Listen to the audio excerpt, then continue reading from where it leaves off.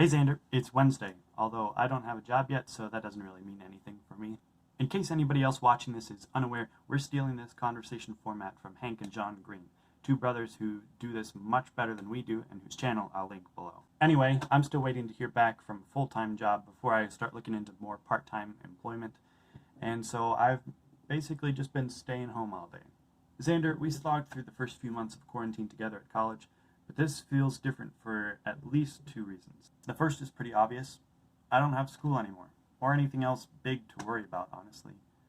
This probably sounds lazy, but I have accepted for the present moment that I can't really do anything about my job situation, and so I don't have any other giant pressure hanging over my life.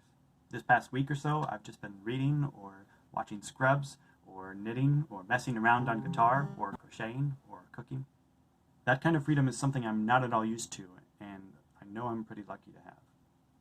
The second thing that is different is sort of related to freedom, and that's the conversation that the entire world is having, or maybe trying to have, about police violence.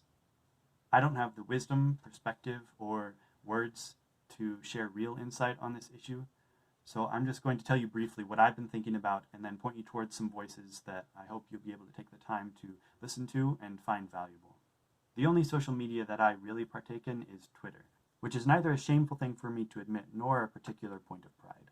Something that I have seen in the 3 weeks since the murder of George Floyd is the repeated instance of a small gray line of text above a tweet in my timeline that says, "Insert friend here, retweeted." I have good friends, and I've been so grateful to see voices of passionate activists and people of color who have been living and fighting this struggle against police brutality coming into my feed that way. They have consistently challenged me and informed me. Hardest of all for me, they've made me realize how the things that I want to say are so much less important than I would like to think they are. I wanted to rage tweet so bad at people who didn't think the same thing that I was thinking. Then I wanted to tweet something deep about holding myself back from rage tweeting. When I took the time to think about it, I couldn't justify throwing irrelevant nonsense into other people's worlds when there is so much important work and sharing going on right now.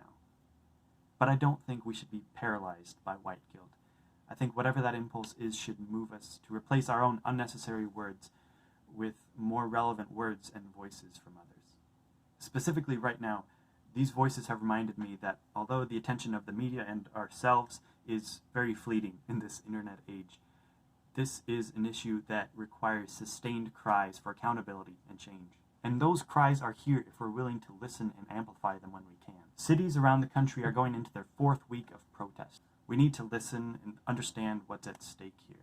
A couple of people that have helped me do that on Twitter are Brittany Packnett Cunningham and Michael Harriet. I'm currently making my way through the YouTube playlist that John Green compiled of videos on Black voices and Black history. And I'm also reading The End of Policing by Alex Vitale. I got the ebook for free at a link that I'll post below along with links to everything else here.